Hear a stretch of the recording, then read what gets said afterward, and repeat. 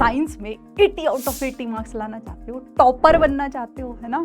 अरे सोच के भी कितना अच्छा लग रहा है। चलिए दिलाती हूँ ऐसी फीलिंग। ये देखो मैं तुम्हारे सामने एक कॉपी लाई हूँ जिसमें उस बच्चे के 80 मार्क्स है, पूरे नंबर, आधा नंबर भी नहीं कटा है। इसमें ना मैं बेटा आपको टाइम बचाने की ट्रिक्स भी बताऊंगी। कई बच्चे बोलते हैं ना कि मैम हमारा पेपर छूट गया। तो देखो कई बच्चे इस कंफ्यूजन में रहते हैं कि ब्लैक पेन यूज करें या ना करें, खाली ब्लू पेन यूज करें। देखो साइंस में 80 आउट ऑफ 80 मार्क्स लाना चाहते हो, टॉपर बनना चाहते हो, है ना। अरे सोच के भी कितना अच्छा लग रहा है। साइंस में 80 आउट ऑफ 80 और टॉपर, अरे बाप रे बाप। चलिए ऐसी फीलिंग दिला दूं अब, जैसे सपनों में खो गए थे। आहा, चलिए दिलाती हूँ ऐसी फीलिंग। ये देखो मैं तुम्हारे सामने एक कॉपी लाई हूँ जिसमें उस बच्चे के 80 मार्क्स है, पूरे नंबर, आधा नंबर भी नहीं कटा है। तो चलिए मैं बताती हूँ कि किन किन बातों का ध्यान आपको भी रखना है ताकि आपके भी फुल मार्क्स आए, आधा नंबर भी ना कटे। तो भाई सबसे पहले तो देखो इसमें ना मैं बेटा आपको टाइम बचाने की ट्रिक्स भी बताऊंगी। कई बच्चे बोलते हैं ना कि मैम हमारा पेपर छूट गया। तो देखो स्टार्टिंग से सारी चीजों के बारे में बात करते हैं। पहली चीज तो आंसर लिखते टाइम बेटा आपको क्या करना है, साफ साफ लिखना है। ठीक है, सुंदर सुंदर नहीं बोल दी, साफ साफ। अब कई बच्चे होंगे भाई नहीं है उनकी सुंदर राइटिंग, एकदम कहां से सुंदर राइटिंग बनाए। तो भाई आप क्या करेंगे, थोड़ा सा गैप दे दे के लिखेंगे, है ना। तो अगर गैप दे दे के लिखेंगे तो भाई साफ साफ एग्जामिनर को समझ आएगा, उसको इतना ही चाहिए। ठीक है, तो पहली बात तो आप क्या करेंगे, साफ साफ लिखेंगे। दूसरी बात क्या है, आप खुला खुला लिखेंगे। कैसे खुला खुला, भाई हर एक क्वेश्चन के बीच में, क्वेश्चन के हर एक पार्ट के बीच में इस तरीके से लाइंस छोड़ छोड़ के लिखेंगे ताकि दूर से सारे आंसर्स एग्जामिनर को अच्छे से दिखें।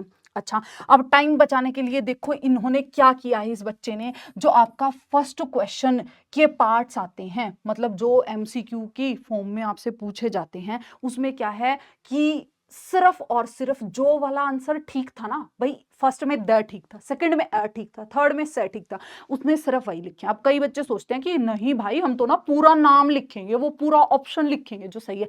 नहीं लिखने की जरूरत है, टेबल बना के जिस जैसे इस बच्चे ने किया है ऐसे ही लिख के आना सबके आंसर। ठीक है, दूसरी आ जाओ, इस बच्चे ने ना यहाँ गड़बड़ कर दी, इसने फिल इन द ब्लैंक्स के लिए पूरे के पूरे सेंटेंस लिख दिए। नहीं लिखने की जरूरत, ये भी पूरे के पूरे सेंटेंस। इधर आ जाओ, इधर आओ, तुम्हें दिखाती हूँ यहाँ।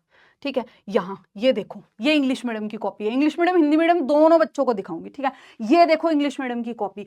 इसमें क्या किया है, फर्स्ट वाला उस हिंदी मीडियम वाले बच्चे की तरह टेबल में बनाया है, हाँ जी। सेकंड वाला भी देखो कितना टाइम बचाया है इसने, सिर्फ जो फिल इन द ब्लैंक में जो गैप था, जिस वर्ड के बारे में पूछा गया था, इसने आगे लिख के कि फर्स्ट में ये आएगा, सेकंड में आएगा, थर्ड में आएगा, फोर्थ में आएगा, फिफ्थ में आएगा, ऐसे लिख दिया है ना। ऐसे लिख के तुम भी काम खत्म करना, तुम्हारा बहुत और बहुत टाइम बचेगा। तीसरी चीज टाइम बचाने की बता देती हूँ। अब तुम सोचोगे, बिल्कुल स्केल लेके बैठ जाओगे, तुम सोचोगे भाई सुंदर ही सुंदर डायग्राम बनाने हैं, अगर सुंदर नहीं बनाए तो एग्जामिनर नंबर काट लेगा। ना ना, देखो स्केल का यूज भी नहीं किया है ढंग से इसने, टॉपर है। और ये आपको क्या करना है, सिर्फ एग्जामिनर को ये बताना है कि मुझे आता है।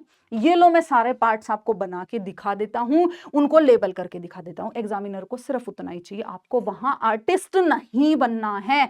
ठीक है, तो भाई टाइम बचाने की ट्रिक्स भी साथ साथ बता रही हूं। डायग्राम को साफ साफ खुला खुला बना देना, लेबल कर देना, सुंदर सुंदर बनाने की जरूरत नहीं है, ऐसे काम चलाओ बना देना। देखो इस बच्चे के और डायग्राम मैं तुम्हें दिखाऊंगी, ये देखो, ये देखो तुम इसका डायग्राम। ठीक है, और दिखाऊंगी मैं, ये देखो तुम इसका डायग्राम, इस बच्चे का डायग्राम देखो, है ना।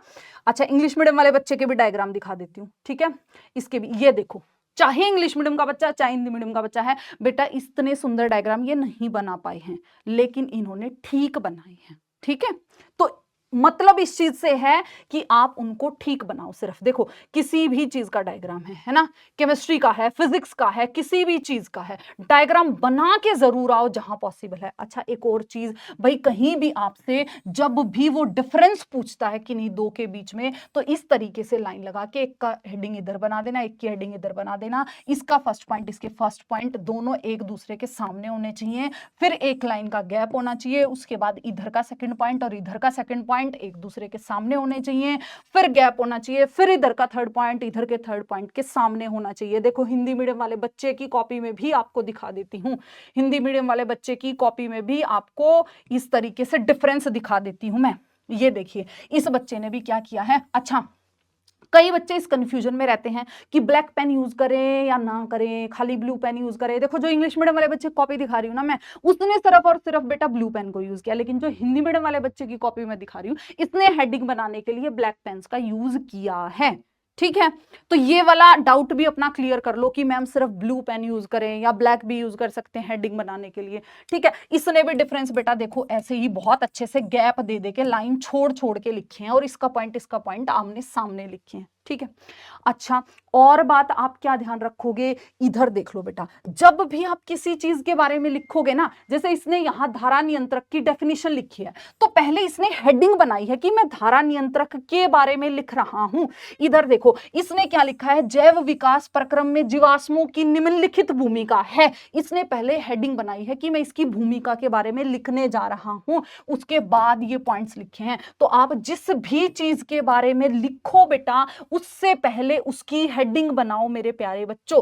जैसे यहां पुनः चक्रण के बारे में वो लिखने जा रहा था, तो पुनः चक्रण की उसने हेडिंग बनाई है। ठीक है, ये अच्छा लगता है, इंप्रेशन अच्छा जाता है, एग्जामिनर को समझने में जल्दी, मतलब जल्दी समझ आता है उसको कि बच्चे ने क्या लिखा है, क्या बताने की कोशिश कर रहा है बच्चा, उसका दिमाग घूमता चकराता नहीं है। ठीक है, अच्छा और क्या था भाई, और बता देती हूं मैं आपको कटिंग के बारे में। ठीक है, क्या करती हूँ कटिंग के बारे में बता देती हूँ। अब बच्चे क्या करते हैं कि उनसे कुछ गलत हो जाए ना, वो क्या करेंगे, ऐसे ऐसे ऐसे कि भाई एग्जामिनर को दिखना नहीं चाहिए कि क्या लिखा था, है ना। ना ना ना ना ना ना ना बेटा, ये तरीका गलत है, ऐसे नहीं करना। कुछ भी गलत हो जाए, मान लो आपसे 4 लाइनें भी गलत होगी, ऐसे सीधी लाइन लगा के कट कर सकते हो उसको। मान लो पूरा पूरा आंसर गलत हो गया, है ना, तो क्या करोगे आप, सिंपल ऐसे क्रॉस लगाओगे बेटा उस पे, है ना। उसको ऐसे नहीं कर देना है कि भाई भाई गलत है गलत है गलत है। बेटा एक क्रॉस से भी समझ आ जाएगा पेपर चेक करने वाले को कि भाई ये गलत है, इसने क्रॉस लगाया हुआ है इसके ऊपर। ठीक है, ठीक है, और कौन सी बातें बच गई भाई, बताओ और कौन सी बातें बच गई।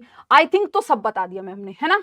देख लो भाई, डायग्राम जरूर बना के आने हैं जहां पॉसिबल हो। ये देख लो, फिजिक्स है चाहे, ठीक है, कुछ भी है, केमिस्ट्री है, बायोलॉजी है, ये देखो टॉपर का डायग्राम, है ना।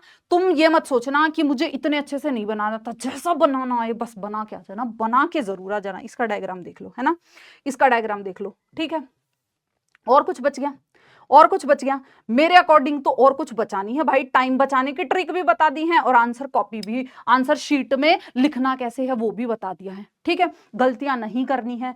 इस तरीके से बिल्कुल जब पेपर खत्म हो जाए तो वहां एंड लिख के और आगे के बचे हुए पेजेस को भी कट कर आना। अच्छा एक और बात बता देती हूँ, ठीक है, ऐसे कुछ बच्चे होते हैं जिनकी राइटिंग स्पीड बहुत अच्छी होती है। ठीक है, अगर आप उन बच्चों में से हैं जिसकी राइटिंग स्पीड अच्छी है, टाइम से पेपर पूरा कर लेते हैं, मतलब टाइम से पहले ही कर लेते हैं, बची हुई है 5 10 15 मिनट, तो वो बच्चे क्या कर सकते हैं, अपने पेपर को बहुत अच्छा प्रेजेंटेबल बनाने के लिए जो इंपॉर्टेंट पॉइंट्स हैं उनको हाईलाइट कर सकते हैं, टाइम बचाओ तो। ये देखो जैसे इसने क्या किया है कि inversely equal to focal length, इस शब्द को, इस लाइन को हाईलाइट कर दिया है, ताकि एग्जामिनर इधर उधर के चक्कर में फंसे ना, सीधा उस इंपॉर्टेंट पॉइंट पे उसका ध्यान जाए और वो देखे अरे भाई इसने तो सही लिखा है यार, और वो फटाफट चेक कर करके आगे बढ़ता जाए, उसको अपना सिर ना खपाना पड़े पूरा आंसर पढ़ने के लिए, है ना।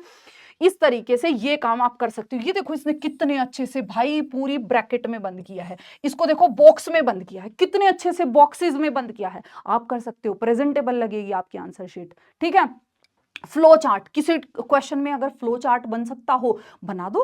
ठीक है, अच्छा आपके पास टाइम कम है, ठीक है, पूरा आंसर आप पैराग्राफ में नहीं लिख सकते, उसको पॉइंट्स में लिख दो, टाइम बचाना है, जल्दी पेपर पूरा करना है टाइम से। ठीक है, और क्या कर सकते हो भाई, इसी तरीके के तरीके अपने आप बनाया करो भाई। फ्लो चार्ट में समझा दो, टाइम कम है, 2 मिनट बची, आंसर पूरा लिखना बचा है, फ्लो चार्ट में समझा दो, छोटे छोटे पॉइंट्स में लिख दो, कुछ तो नंबर मिलेंगे। चलते फिरते कैसा भी डायग्राम हो, डायग्राम बना दो।